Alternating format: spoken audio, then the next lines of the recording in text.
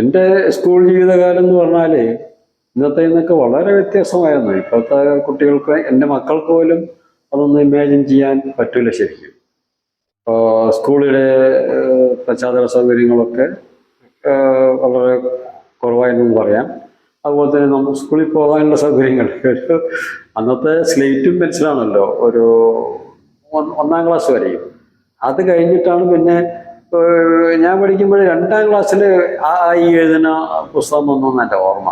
പിന്നെ 3ൽ ABCDക്കുള്ള പുസ്തകങ്ങളായി. 4ാം ക്ലാസ് എത്തുമ്പോഴേക്ക് ശരിക്കും പറഞ്ഞാൽ വാചകങ്ങൾ എഴുതാനുള്ളൊരു ദിവസം. പക്ഷെ അതിന് മുമ്പ് അങ്ങനെ ഇല്ലയെന്ന് പറഞ്ഞു കേട്ടിട്ടുണ്ട്. അപ്പം എനിക്കെന്തോ ഒരു മെച്ചം കിട്ടിയാൽ എൻ്റെ വീട്ടിലെ ചേച്ചി സ്കൂൾ പഠിക്കുന്നതുകൊണ്ട് എനിക്കും വീട്ടിലിരിക്കാൻ എനിക്ക് പ്രയാസമാണ്. അപ്പം ഞാൻ ചേച്ചിയുടെ കൂടെ പോയി ഇരിക്കും. ചേച്ചി അന്ന് 3ാം ക്ലാസ് 4ാം ക്ലാസ് എത്തിയിരുന്നു. അത് ഏതാ ക്ലാസ് പോലൊന്നും തിരിച്ചറിയില്ല.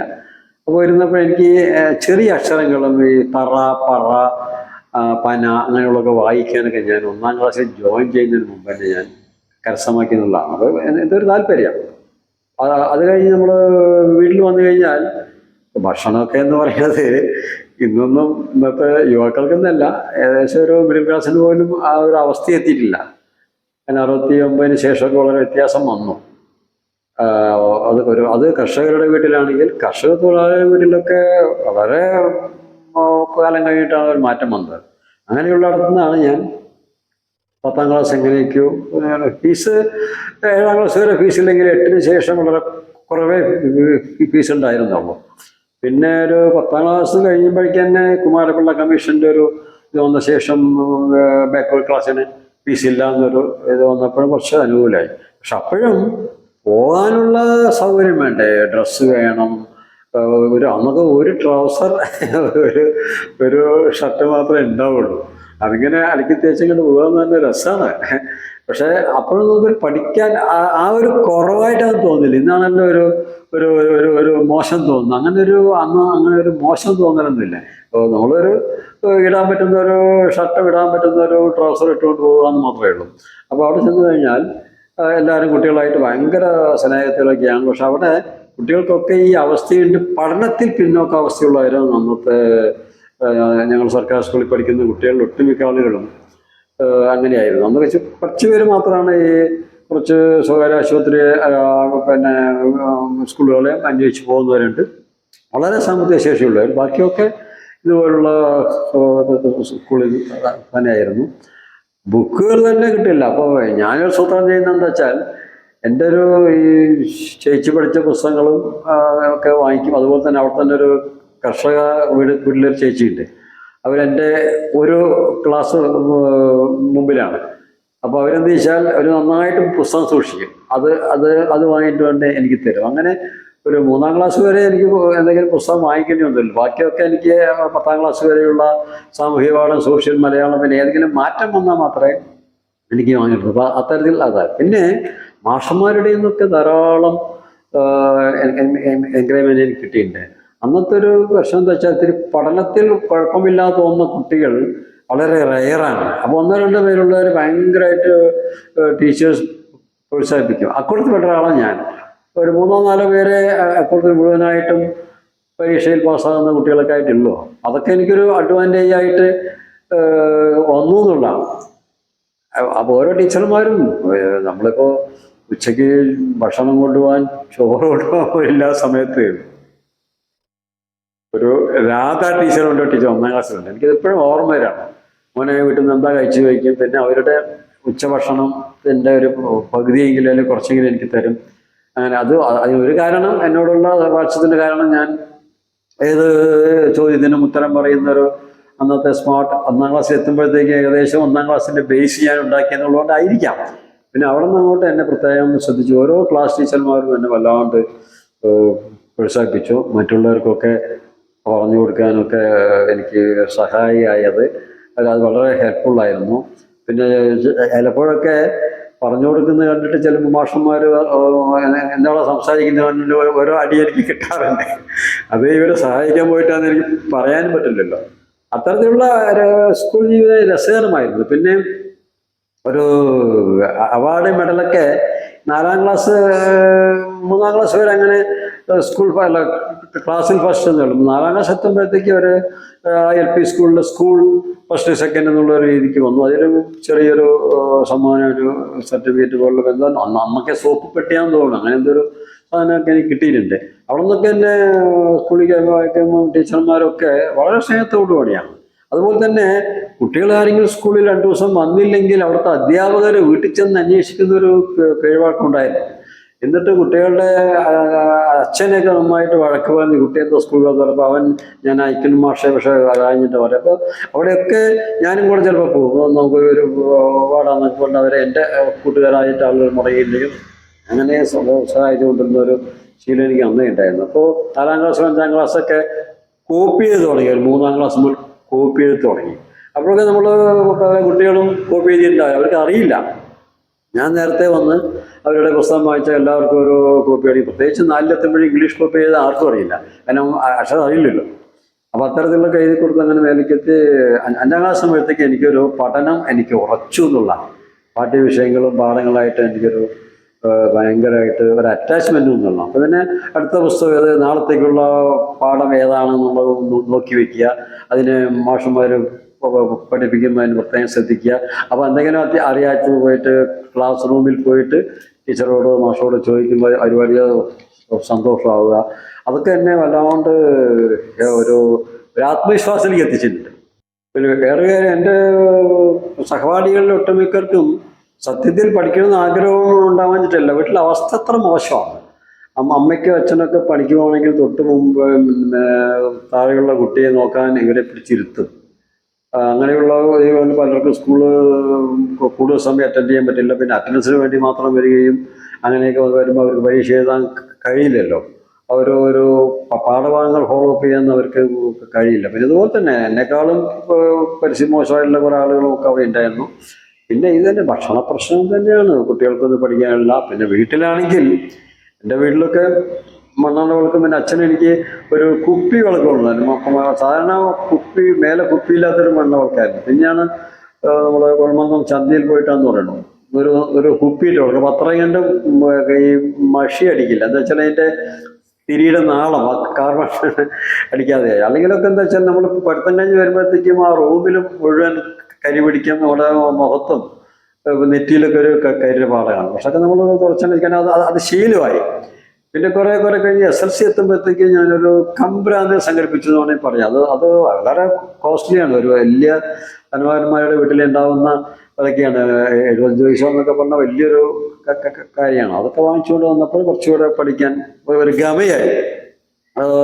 കമ്പ്രാന്തിൽ ദിവസം കൊളുത്തി വെക്കാനും പഠിക്കാനൊക്കെ ആയിട്ടാണ് വന്നത്. അപ്പോൾ ഈ കുട്ടികളുടെ കാര്യത്തിൽ അവർക്ക് സമയമില്ലാത്തതുകൊണ്ടാണ്, അല്ലെങ്കിൽ അറിയാത്തതുകൊണ്ടാണ്. അവിടെ വീട്ടിൽ ധാരാളം കുട്ടികൾ നോക്കാനുള്ള പരിപാടിയൊക്കെ ഉള്ളതുകൊണ്ട് അവർക്ക് പഠിക്കാൻ കഴിയാത്തത്. അപ്പോൾ അതുകൊണ്ട് വേറെ നിവൃത്തിയില്ലല്ലോ. പലരും 2 വിട്ടവരുണ്ട്, ചിലത് 3 ക്ലാസ് വിട്ടവരുണ്ട്, 4ാം ക്ലാസ് എത്തി വിടുന്നവരുണ്ട്. 4ന് ശേഷം CA സ്കൂളിലേക്ക് ഞാൻ ഹൈസ്കൂളിൽ എത്തിയിടത്ത് വരാത്ത കുറേ ആളുകളുണ്ട്. അവർക്ക് ഇന്ന് പല ഭാഗങ്ങളിലായിട്ടൊക്കെ കാണുമ്പോഴൊക്കെ ഭയങ്കര സ്നേഹമാണ്. കാരണം അവർ LP സ്കൂളിൻ്റെ അറ്റാച്ച്മെൻറ്റ് ഞാൻ അറിയുന്ന അവരെയൊക്കെ കാണുമ്പോഴേ ഇതുമാത്രം സ്നേഹവും സൗഹൃദമാണ് അവർക്ക്. പിന്നെ ഹൈസ്കൂളിൽ എത്തുമ്പോഴും അവിടെയും കുട്ടികളുടെ സ്ഥിതി തന്നെ ഒരു 50% വിജയിക്കില്ല. SLC ഒക്കെ CA സ്കൂളിൽ ഞാൻ പഠിക്കുന്ന കാലത്ത് ഒരു ഫസ്റ്റ് ക്ലാസ് ഉണ്ടെങ്കിലുണ്ട്, ബാക്കിയൊക്കെ 2 3 ഇത് മാത്രമേ ഉള്ളൂ. അന്ന് 8 ഡിവിഷനോ 7 ഡിവിഷനോ ഉണ്ടായി, DE വരെയൊക്കെ ഉണ്ടായിരുന്നു എൻ്റെ ഓർമ്മ. എനിക്ക് അത്ര അങ്ങനെ കൃത്യമായിട്ട് അറിയില്ല, ഓർമ്മയിലില്ല. അവിടെയൊക്കെ പിന്നെ A ഡിവിഷൻ ഇംഗ്ലീഷ് മീഡിയമാണ്. ഞാൻ മലയാളം മീഡിയത്തിലായിരുന്നു. ഞാൻ BE ആണ്, BE വരുന്നത്. അപ്പോൾ BCDEയിലൊക്കെ കുറേയുള്ള മലയാളക്കാർക്ക് ശതമാനം വളരെ കുറവാണ്. ഇംഗ്ലീഷ് മീഡിയത്തിലൊക്കെ കുറച്ച് പാസ് റേറ്റ് കുറച്ച് കൂടുതലാണ്. പക്ഷേ അപ്പോഴും ഈ ഫസ്റ്റ് ക്ലാസ് പോലെ സാധനം ഉണ്ടാവാൻ വലിയ പ്രയാസമാണ്. അപ്പം ഞാൻ ഈ തുടക്കം പോലെ തന്നെ പിന്തുടർന്നു പോയതുകൊണ്ടായിരിക്കാം എനിക്ക് വലിയ പ്രശ്നമൊന്നുമില്ല. CA സ്കൂളിൽ എത്തിയപ്പോഴും ഞാൻ എപ്പോഴും സ്കൂളിൽ 2nd or 3rd, ഫസ്റ്റ് ആവാൻ കഴിഞ്ഞിട്ടില്ല. കാരണം അതങ്ങനെ പോയിക്കൊണ്ട് മെയിൻറ്റെയിൻ ചെയ്തു. പിന്നെ എല്ലാ വിഷയങ്ങളിലും പരീക്ഷയൊക്കെ കഴിഞ്ഞ് കഴിഞ്ഞാൽ ടീച്ചർ ക്വസ്റ്റ്യൻ ആൻസർ പേപ്പർ കൊണ്ടുവരുമ്പോൾ ഒരു സന്തോഷമുണ്ടല്ലോ. കാരണം ഓരോരുത്തരെയും മാർക്ക് വായിക്കും. എൻ്റെ വായിക്കുമ്പോൾ എനിക്ക് ചിലപ്പോൾ 50-50 ആയിരിക്കും. അന്ന് 50 ആണ് അധികം. 50-50 അപ്പോഴൊക്കെ ഒരു ഒരു ഒരു ഒരു ഞാനെന്തോ വലിയ ആളായെന്നുള്ള ഒരു ഗമാലിറ്റിയൊക്കെ അന്ന് തോന്നാറുണ്ട്. അപ്പോൾ മറ്റുള്ളവരെല്ലാം നമ്മൾ ഭയങ്കരമായിട്ട് ബഹുമാനിക്കും. 4-ാം ക്ലാസ് 5-ാം ക്ലാസ്സിലും കഴിഞ്ഞ ഒരു 6-7 എത്തുമ്പോഴേക്കും സീനിയർ കുട്ടികളുണ്ട്. അവർക്ക് ഈ കോപ്പി എഴുതും കണക്കുകൾ ചിലപ്പോൾ 6-ലെ കുട്ടിയിലായിരിക്കും, ഞാൻ 5-ലായിരിക്കാം. അവർക്ക് ഈ ചെറിയ കണക്കുകളാകില്ല. അപ്പോൾ ഞാൻ തിരിച്ചാൽ ഞാനത് വായിച്ചൊരു വിധമൊക്കെ അവർക്ക് ഹോംവർക്ക് ചെയ്ത് കൊടുക്കും. എനിക്ക് അറിയുന്ന പോലെ ചെയ്യുള്ളൂ.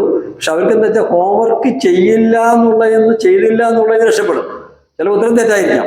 പക്ഷെ അതിനൊക്കെ അവർ എനിക്കൊരു പ്രതിഫലമായിട്ട് തരുന്നത് ഇന്റർവെല്ലിൽ ഒരു ഐസ്ക്രീം വാങ്ങിച്ചു തരുന്നതാണ്. അങ്ങനെ ആ ഒരു സ്കൂൾ ലൈഫൊക്കെ ദാരിദ്ര്യത്തിൽ പോലും നല്ല എൻജോയബിൾ ആയിട്ട് കൊണ്ടുവരാൻ കഴിഞ്ഞു എന്നുള്ളതാണ് എനിക്കൊരു ഒരു വിശ്വാസത്തിൽ എത്തിച്ചു പഠനം. അതാണ് എൻ്റെ സ്കൂൾ ജീവിതത്തിൽ. പിന്നെ എനിക്ക് പറയാനുള്ള വെച്ചാൽ നടന്നു വരുന്നൊരു സുഖമുണ്ട്. അപ്പോൾ ഞാൻ എൻ്റെ വീടിനടുത്തുള്ള തണ്ടേങ്ങാട് സ്കൂളിൽ നമ്മൾ വർക്ക് ചെയ്ത് അവിടെ കേലി മാസ്റ്റർ അദ്ദേഹമാണ് ഹെഡ് മാസ്റ്റർ. പിന്നെ രാധ ടീച്ചർ അതിന് ശേഷം എനിക്ക് കാണാൻ പറ്റില്ലെന്നുള്ള എൻ്റെ ഒരു അമ്മയെപ്പോലെ സ്നേഹിച്ചവരാണ്. അതിന് ശേഷം പിന്നെ നമ്മുടെ ഒരു മറിയക്കുട്ടി ടീച്ചറുണ്ട്, അവരെനിക്കും പിന്നെ ശേഷം കണ്ടിട്ടില്ല. പിന്നെ സുകുമാരൻ മാഷ് 3-ലും 2-ലുമായിട്ട് മാറി പഠിപ്പിച്ച അദ്ദേഹം അടുത്ത കാലം വരെ ജീവിച്ചിരിവുണ്ടായിരുന്നു.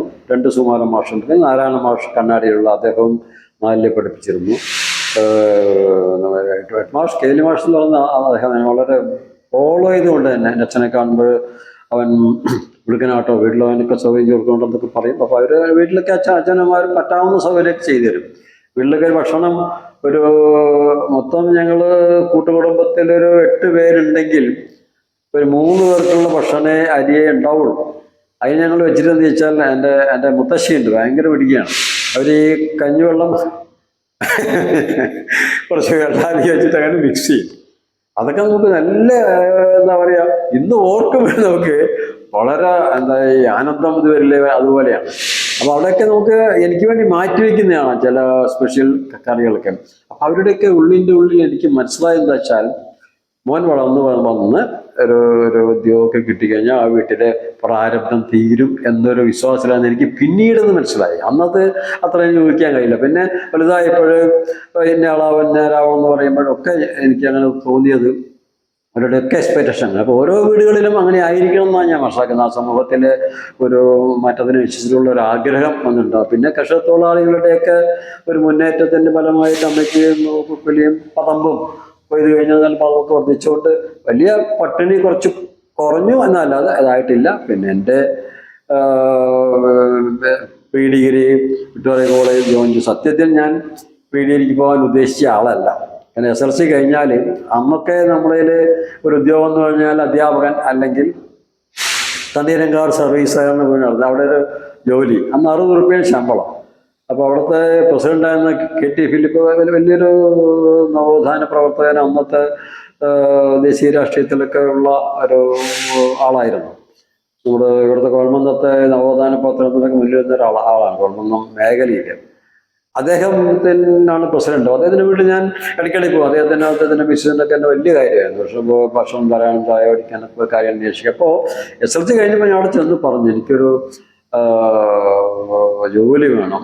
60 രൂപ ശമ്പളം കിട്ടിക്കഴിഞ്ഞാൽ എൻ്റെ വീട്ടിലെ കുടുംബത്തിൻ്റെ വലിയൊരു ആശ്വാസമായിരിക്കും എന്ന് പറഞ്ഞപ്പം അത് വേണ്ട, നീ പഠിക്കുകയാണെങ്കിൽ നന്നായിരിക്കും എന്ന് പറഞ്ഞു. അതിന് തൊട്ട് മുമ്പായിട്ടാണ് SLC ഡിഗ്രിക്ക് SLC റിസൾട്ട് വന്ന പറഞ്ഞാൽ തന്നെ എന്നെ 8ാം ക്ലാസ് മുതൽ മലയാളം പഠിപ്പിച്ച PG രാമപിള്ള മിസ്റ്റർ സിംഹന്നത്തെ അദ്ദേഹവും അദ്ദേഹത്തിൻ്റെ ഒരു പരിചയമുള്ള 2 പേര്, എൻ്റെ വീട് അറിയുന്ന 1-2 പേരും കൂടെ വീട്ടിൽ വരികയും എൻ്റെ അച്ഛനും അവിടെ നിന്നുണ്ടായിരുന്നു. അവരോട് പറഞ്ഞ് മോൻ നന്നായിട്ട് പഠിക്കുന്ന കുട്ടിയാണ്, അവരെ പഠിപ്പിക്കണം, കോളേജിലേക്ക് അയക്കാനുള്ള എക്സ്പെൻസ് മുഴുവൻ ഞാൻ ഉണ്ടാക്കിത്തരാം, ബാക്കി പിന്നെ അതിൻ്റെ കൺസൾട്ടൻ ടിക്കറ്റുള്ള യാത്രാ ടിക്കറ്റ് മാത്രമേ നിങ്ങൾ കൊടുക്കേണ്ട കാര്യമുള്ളൂ എന്ന് പറയുകയും പിന്നെ അച്ഛൻ പറഞ്ഞ അത്ര ബുദ്ധിമുട്ടിയാലും അവന് വണ്ടിക്കൂലി അയച്ചു കൊടുക്കാമെന്ന് പറയും. ഏകദേശം ഒരു അന്നത്തെ നിലയ്ക്ക് ഒരു 1100 ചില്ലറ പൈസ പിരിക്കുകയും ഞാനത് എൻ്റെ കൂടെ വന്ന ഒരു ഷോപ്പ് ഓണറുടെ കയ്യിൽ ഏൽപ്പിക്കുകയും ഞാൻ ആവശ്യമുള്ളപ്പോൾ 10 രൂപ 15 രൂപ ആയിട്ട് അദ്ദേഹത്തോട് വാങ്ങിക്കുകയും ചെയ്തുകൊണ്ടാണ് എൻ്റെ പ്രീ ഡിഗ്രി കാലം കഴിഞ്ഞത്. അതുപോലെ തന്നെ ഞാൻ സൊസൈറ്റി പ്രസിഡന്റിനോട് സംസാരിച്ചപ്പോൾ അദ്ദേഹം ഏതായാലും നിനക്ക് ജോലി പിന്നെ ഇപ്പം നിനക്ക് വേണ്ട, നീ പഠിക്കുന്ന കുട്ടിയാണെന്ന് പിള്ള മാസ്റ്ററും പറഞ്ഞു. അദ്ദേഹം കൂടെ ആവശ്യപ്പെട്ടിട്ടുണ്ട്. ഞാൻ ഇവിടുന്ന് സൊസൈറ്റിയിൽ നിന്ന് ഒരു 200 റുപ്യ എനിക്ക് പാസ്സാക്കി തരാം, അത് നിൻ്റെ പഠന ഉപയോഗത്തിനായിക്കോട്ടെ വരിക. അങ്ങനെ ഒരു 200 റുപ്യ സൊസൈറ്റിയിൽ നിന്ന് എനിക്ക് ആദ്യമായിട്ടുള്ളൊരു പിന്നെ സഹായധനം കിട്ടുമായിരുന്നു. അത് ഞാൻ ഡെപ്പോസിറ്റ് ചെയ്ത്, അല്ലെങ്കിൽ അന്നൊരു പോസ്റ്റ് ഓഫീസിൽ ഞാൻ ഡെപ്പോസിറ്റ് ചെയ്യുന്നതിൻ്റെ ഓർമ്മ. അന്നൊക്കെ പോസ്റ്റ് ഓഫീസിൽ അക്കൗണ്ട് തുടങ്ങാൻ ആയിട്ടുണ്ടായിരുന്നു. അവിടെ നിന്ന് തന്നെ അത്യാവശ്യം വരുന്ന 5 രൂപ 10 രൂപ ആയിട്ട് എടുക്കുകയും അങ്ങനെ ചെയ്യണം. അങ്ങനെ പിള്ളമാഷം എന്താ വെച്ചാൽ പിന്നെ അതിന് ശേഷം ഈ പറഞ്ഞ എന്നോട് കോളേജ് ചേരാൻ അച്ഛൻ്റെ അനുവാദം വാങ്ങിച്ചുകൊണ്ട് പിന്നെ അദ്ദേഹം 2-3 ഭാഗങ്ങളിലായിട്ട് 2-3 പ്രദേശങ്ങളിലായി കർഷകരെയും കൃഷിക്കാരായിട്ട് ബന്ധപ്പെട്ടുമായി. പ്രത്യേകിച്ച് നമ്മുടെ വേലുണ്ണേട്ടൻ പറയുക, വേലുണ്ണേട്ടൻ എന്ന് പറഞ്ഞിട്ടുള്ളൊരു സഖാവ് ഉണ്ടായിരുന്നു. പാർട്ടിയിൽ അന്നത്തെ ഞാൻ അറിയപ്പെടുന്നൊരു വലിയ സഖാവാണ്, കമ്മ്യൂണിസ്റ്റ് നേതാവാണ്. അദ്ദേഹത്തെ കണ്ട് സംസാരിച്ചു പോകാൻ അദ്ദേഹം ഉടനെ അടുത്ത അയാളുടെയും മൂപ്പരുടെയും പൈസ ഇല്ലാതെ, കയ്യിലില്ലാതെ അടുത്ത കടയിൽ നിന്ന് പൈസ വാങ്ങിച്ച് അന്നത്തെ ഏറ്റവും വലിയ തുക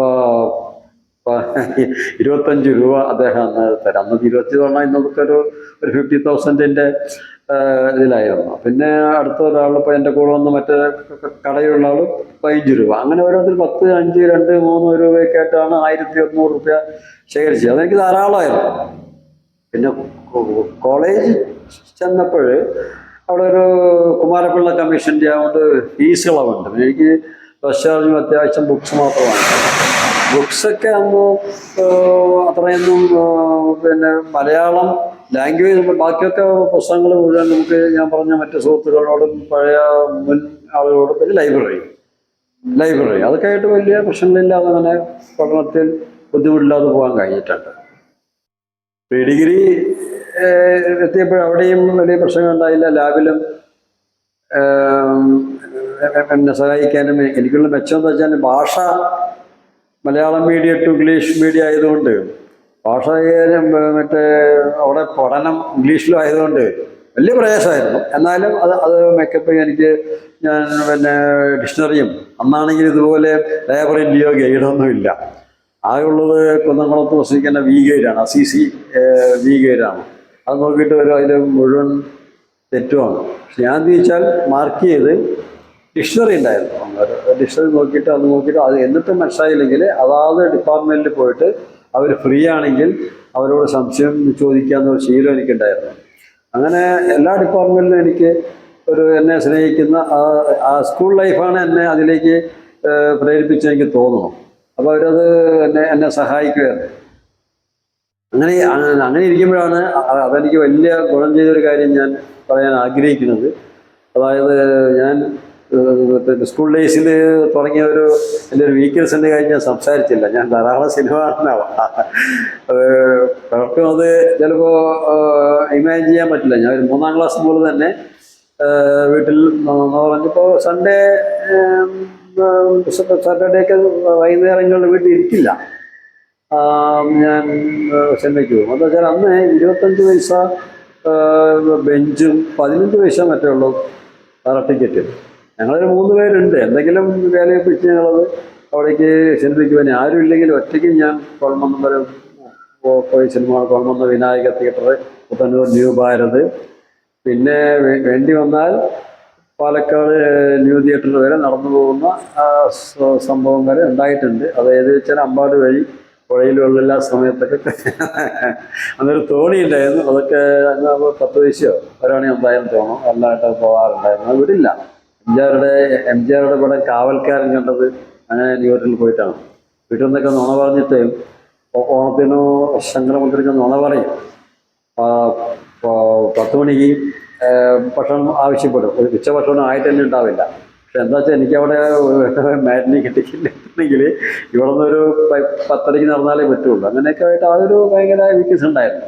പക്ഷെ പ്രീ ഡിഗ്രി എത്തിയപ്പോഴും എൻ്റെ വീക്ക്നെസ് ഞാൻ ചോദിച്ചാൽ ആളുകളുടെ സഹായത്തെ വളരെ പ്രതീക്ഷയോടുകൂടി അധ്യാപകരും വീട്ടുകാരും, എൻ്റെ കോൾമന്നം സ്കൂളിലെ അധ്യാപകർ മുഴുവൻ എന്നെ സഹായിച്ചിട്ടുണ്ട്. കാരണം ഉള്ള വർഷം അവിടെ ആയിരുന്നുകൊണ്ടാണ്. അപ്പോൾ തന്നെ മറ്റ് എല്ലാവരുടെ സഹായമുള്ളതുകൊണ്ട് എൻ്റെ പ്രീ ഡിഗ്രിയും അവിടെ നിന്ന് അങ്ങോട്ടുള്ള കോളേജ് പഠനങ്ങളും ശ്രദ്ധയോടെ കാണുന്ന ആളുകളാണ് എൻ്റെ അധ്യാപകരും രക്ഷിതാക്കളൊക്കെ. അപ്പോൾ ഞാൻ ചോദിച്ചാൽ എൻ്റെ വീക്ക്നെസ് പ്രീ ഡിഗ്രിയുടെ ഫസ്റ്റ് ഡേ ക്ലാസ് തുടങ്ങുന്നതോടുകൂടി ഞാൻ സിനിമ വിട്ടു. സിനിമ ഒട്ടും കാണില്ല എന്നുള്ളതാണ്. പിന്നെ അത് കഴിഞ്ഞ് ഹോളിഡേയ്സിലൊക്കെ ഇരുന്ന് പഠനം തന്നെ. അപ്പോൾ പലതും നമുക്ക് അങ്ങനെ ഒറ്റ പ്രാവശ്യം പഠിക്കുമ്പോഴേ മനസ്സിലാവുകയുള്ളൂ. കാരണം ഒരു കാരണവശാലും ഫെയിലാകാൻ പാടില്ലല്ലോ. പരീക്ഷ കഴിഞ്ഞ് ഒരു 3 മണിക്കാണ് തോന്നുന്നു ഞാൻ ഷോ അന്ന് ഗൗഡറിലാണ്. അന്നൊരു സിനിമ കണ്ടിട്ടാണ് ഞാൻ അന്നത്തെ പരീക്ഷ അവസാനിപ്പിച്ച് വീടെത്തിയത്. വീട്ടിൽ നിന്നിട്ട് എൻ്റെ വൈകി ചോദിച്ചപ്പോൾ അവർ ഭയങ്കര ആകാംക്ഷയോടെ ഇരിക്കുന്നുണ്ടായിരുന്നു. അതിനൊരു കാരണമുണ്ട്. ഞാൻ പ്രീ ഡിഗ്രിക്ക് പരീക്ഷയ്ക്ക് കുറച്ച് ദിവസം മുമ്പ് ഈ സ്റ്റഡി ലീവിൻ്റെ സമയത്ത് ചിക്കൻ ബോക്സ് ആയിരുന്നു, നല്ല ചിക്കൻ ബോക്സ് ആയിരുന്നു. അപ്പോൾ ആ സമയത്ത് എനിക്ക് പരീക്ഷ ഉണ്ടോയെന്ന് അറിയാം, പക്ഷെ ഒരു സംശയം തോന്നി. അപ്പോൾ ഞാൻ കുളിച്ച് കഴിഞ്ഞിട്ട് അന്ന് 14 ദിവസം കഴിയണം ചിക്കൻ ബോക്സ്. എന്നിട്ട് സൂയിന്നാ പറയാം എല്ലാത്തിനെയും. 14 ദിവസം കഴിയാണ് പോകാൻ പാടില്ല. പക്ഷെ എനിക്കെന്താ വെച്ചാൽ എനിക്ക് സ്കൂളിലെ പരീക്ഷ സമയമായോ എന്നൊരു സംശയം കൊണ്ട് കോളേജിൽ പോകണമെന്നുണ്ട്. അപ്പോൾ ഞാൻ പിള്ളമാഷോട് ചോദിച്ചു, സാർ എനിക്ക് കോളേജിൽ പോയിട്ട് അന്വേഷിക്കുന്നത്, എനിക്ക് ആരോഗ്യ പ്രശ്നങ്ങളൊന്നുമില്ല, യാത്ര ചെയ്യാനൊക്കെ പറ്റും, പക്ഷെ വീട്ടിൽ അമ്മ ചീത്ത പറയും, അതാണ് പ്രശ്നം. കാരണം അച്ഛൻ മൈസൂർ ഈർച്ചപ്പണിക്ക് പോയിക്കൊണ്ടിരിക്കുകയാണ്. ഒരു 6 മാസം കൂടുമ്പോൾ വന്ന് ഒരു മാസം ഇരിക്കും, അങ്ങനെയാണ് പോകുന്നത്. അപ്പോൾ അച്ഛൻ എപ്പോഴും നാട്ടിലുണ്ടാവില്ല. അപ്പോൾ എൻ്റെ രക്ഷിതാവെന്ന് പറയുന്നത് അമ്മയാണ്. അപ്പോൾ എപ്പോഴും ഞാൻ പഠനം കഴിയുന്നവരെ അച്ഛൻ വന്ന് ജോലിക്ക് പോകാൻ വയ്യാതിരിക്കുന്ന അവസ്ഥ വരെ അമ്മയാണ് രക്ഷിതാവ്. അങ്ങനെ ഇരിക്കുമ്പോൾ അമ്മയ്ക്ക് ഭയങ്കര ആശങ്കയാണ്. കാരണം ഇതൊരു അന്ധവിശ്വാസത്തിൻ്റെ ഫലമാണല്ലോ. ദേവി കോപം ഉണ്ടാകുന്ന വയ്ക്കല്ല, അവരങ്ങനെ വിശ്വസിക്കാൻ പറ്റും. അങ്ങനെ വരും പറ്റില്ല. അപ്പം മാഷ് പറഞ്ഞു, എനിക്ക് ആത്മവിശ്വാസം ഉണ്ടോ നിപ്പൊക്കോ എന്ന് പറഞ്ഞാൽ മാഷ് തന്നെ എനിക്ക് യാത്രയ്ക്കുള്ള വണ്ടിക്കൂലി തന്നിട്ട് ഞാൻ പോയപ്പോഴാണ് എൻ്റെ എക്സാം കഴിഞ്ഞിരിക്കുന്നു. എക്സാം കഴിഞ്ഞപ്പോൾ ഞാൻ സത്യമില്ല അന്ന് അക്ഷരാർത്ഥത്തിൽ പൊട്ടിക്കഴിഞ്ഞു. എൻ്റെ നമ്പറിലുള്ള പ്രാക്ടിക്കൽ കഴിഞ്ഞു, മറ്റേ തിയറി അല്ല. അപ്പോൾ ഞാൻ സത്യത്തിൽ എനിക്ക് കരച്ചിൽ പറഞ്ഞാൽ എനിക്ക് ഭയങ്കര കരച്ചിൽ, പൊട്ടിക്കറിയാൻ പറ്റില്ലല്ലോ. അവിടെ ഓഫീസ് റൂമിൻ്റെ അടുത്താണല്ലോ ഈ നോട്ടീസ് ബോർഡ്. ഞാൻ തിരിച്ചു പോയിട്ട് വിക്ടോറിയ കോളേജിൻ്റെ പുറകിലൊരു രാജാ തിയേറ്ററിൻ്റെ അവിടേക്ക് ഇറങ്ങുന്നൊരു വരാന്തിയിട്ട് അവിടെ ഇരുന്ന് നിലവിളിച്ച് കരയായിരുന്നു. അപ്പോൾ ഞാനീ പറഞ്ഞ നേരത്തെ ഡിപ്പാർട്ട്മെൻറ്റിലൊക്കെ പോയിട്ട് നല്ല പരിചയമുള്ള അവിടുത്തെ കെമിസ്ട്രി പ്രൊഫസർ വേണുഗോപാൽ സാറ്, എന്താ രാമകൃഷ്ണൻ നീ കരയണെന്ന് ചോദിച്ചുകൊണ്ട് വരികയും ഞാൻ കരച്ചിൽ എങ്ങനെയോ ബുദ്ധിമുട്ടി നിർത്തി. സാർ എൻ്റെ ജീവിതം പോയി സാർ പറഞ്ഞു. എന്താ മോനെ എന്താ പറയൂ, കാര്യം പറയൂ പറഞ്ഞപ്പോഴാണ് ഞാൻ എൻ്റെ പ്രാക്ടിക്കൽ എക്സാം കഴിഞ്ഞു സാർ. അപ്പം എനിക്ക് പറയാൻ തന്നെ കിട്ടുന്നില്ല. ഇതോ ഭയങ്കരമായിട്ട് അതിൻ്റെ ഒരു വിങ്ക് ബോട്ടിൽ കാണാം. അത്രയ്ക്കും നല്ലൊരു സ്നേഹത്തോട് പറഞ്ഞു, മോനെ എനിക്ക് അതിനകത്ത് പേടിക്കണ്ട, ഇനി എക്സാം ഒരു 3-4 നടക്കാനുണ്ട്, 3 ഗ്രൂപ്പിൽ ഞാൻ നിന്നെ കൊണ്ടുപോയി. വേറെ അന്ന് പ്രിൻസിപ്പളുടെ ചുമതലയുള്ള വിജയൻ സാറിനെ കണ്ടു. പോയി ഇങ്ങനെ എൻ്റെ ബെസ്റ്റ് സ്റ്റുഡൻ്റാണ്, അവന് പരീക്ഷ പ്രാക്ടിക്കൽ എഴുതാൻ കഴിഞ്ഞിട്ടില്ല, അപ്പോൾ എന്തെങ്കിലും സാധ്യതയുണ്ടോയെന്ന്. അന്ന് മൊബൈലൊന്നും ഇല്ലല്ലോ, STD വിളിക്കണമായിരുന്നു. അപ്പോൾ STD യൂണിവേഴ്സിറ്റിക്ക് വിളിച്ചിട്ട് എന്താണ് സാധ്യത വെച്ചപ്പോൾ ഒരു നമ്പറിൽ അവിടെ കുട്ടി പിന്നെ ഇതുണ്ട്, ഒരു ബാലൻസ് ഉണ്ട്, എല്ലാം കൊണ്ടുള്ളൊരു നമ്പർ കൊണ്ട് തോന്നാൻ. എനിക്ക് അതിൻ്റെ ടെക്നിക്കാലിറ്റി മനസ്സിലായില്ല. നാളെ നീ റെഡിയാണെങ്കിൽ ഒരു ഗ്യാപ്പ് ഉണ്ട് ഇതോ, അത്ര എനിക്കറിയാം. അന്നത്തെ അത് എന്തിൻ്റെ ഒരാൾ വരാത്ത അബ്സെൻ്റ് ആയതാണെന്ന് എനിക്കറിയില്ല.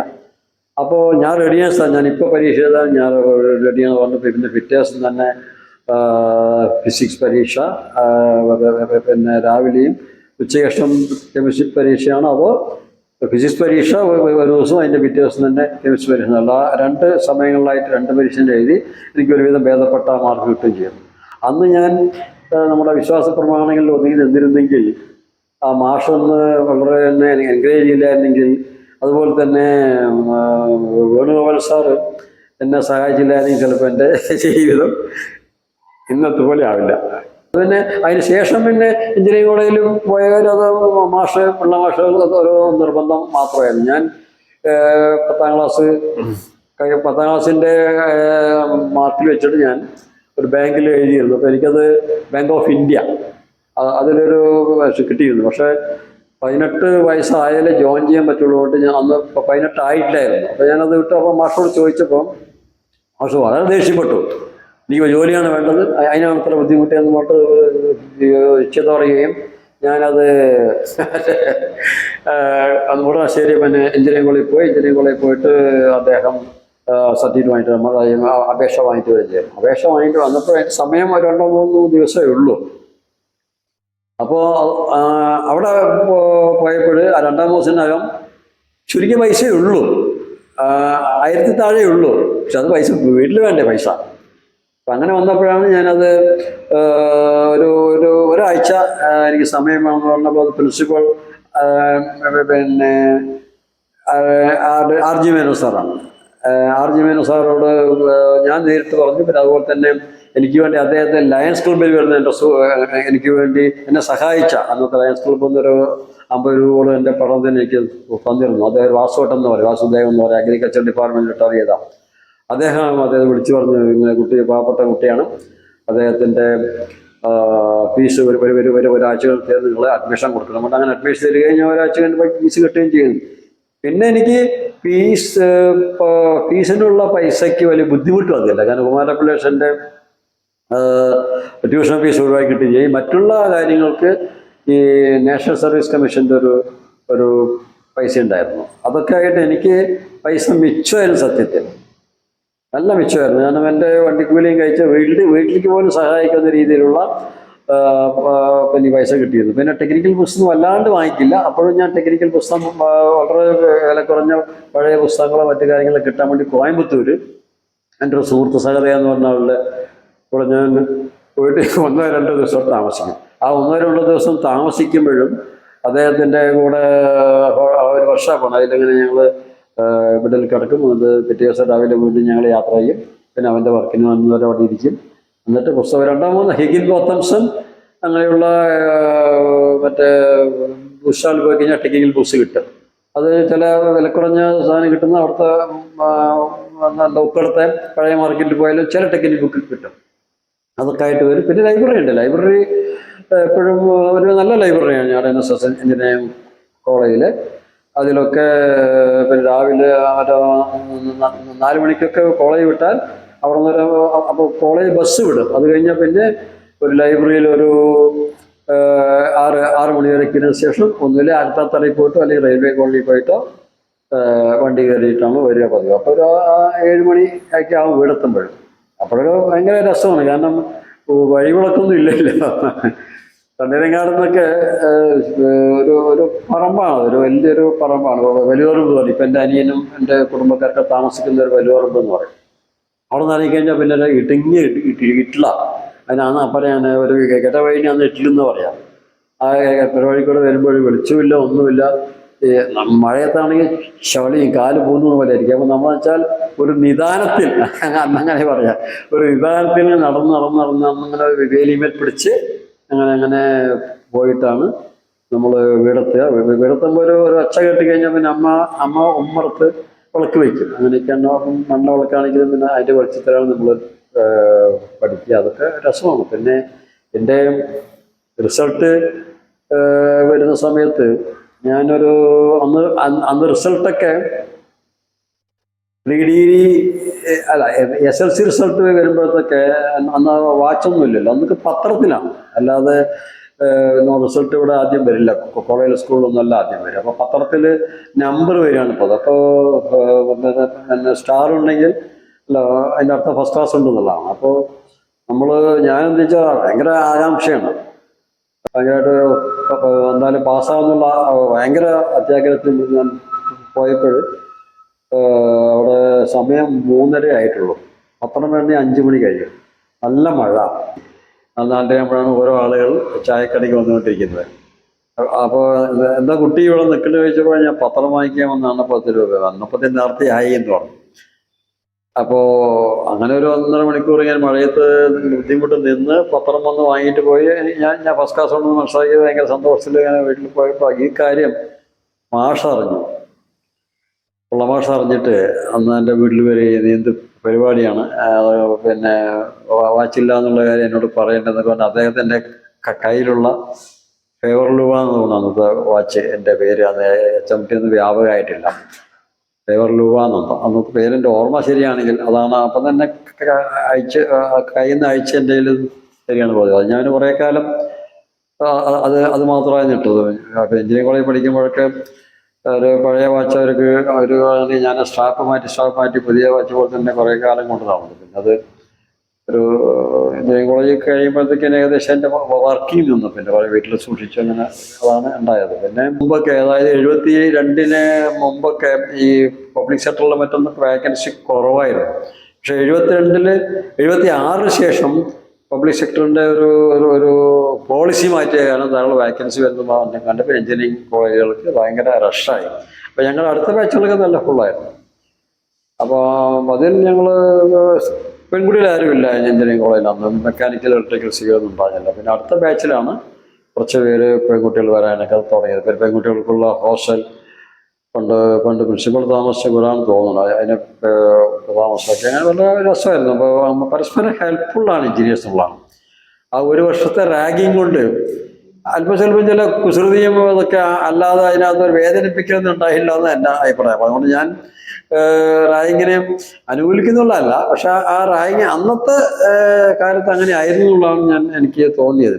എനിക്കൊന്നും തോന്നിയല്ലോ. പക്ഷെ പിന്നീട് എന്താ വെച്ചാൽ ആ ഒരു പീരീഡ് 2 മാസം കഴിഞ്ഞാൽ ഈ സീനിയേഴ്സൊക്കെ അവരുടെ പഠിത്തം കഴിഞ്ഞ് പോകുമ്പോൾ ഈ പുസ്തകങ്ങളൊക്കെ ജൂനിയേഴ്സിന് കൊടുക്കണം എന്നുള്ളൊരു ഭയങ്കര ഇതുണ്ട്. അതുകൊണ്ട് വെച്ചാൽ പലർക്കും എനിക്കൊന്നും ഒരു പുസ്തകം വാങ്ങിക്കേണ്ടി വന്നിട്ടില്ല. ഞാൻ ഹോസ്റ്റൽ ലൈഫല്ല, ഞാൻ ഡേ സ്കോളറാണ്. തണ്ണീരങ്ങാട് നിന്ന് അവിടെ എത്തുമ്പോഴത്തേക്ക് ചിലപ്പോൾ കോളേജ് ബസ്സും മിസ്സാവും. പിന്നെ ഞാൻ റെയിൽവേ കോളനിയിൽ പോയിട്ടൊക്കെയാണ് അവിടെ എത്തുക. അപ്പോൾ ശരിക്കും പറഞ്ഞാൽ 10 മിനിറ്റ് കഴിഞ്ഞാൽ ക്ലാസ്സിൽ കയറ്റാൻ പറ്റില്ല.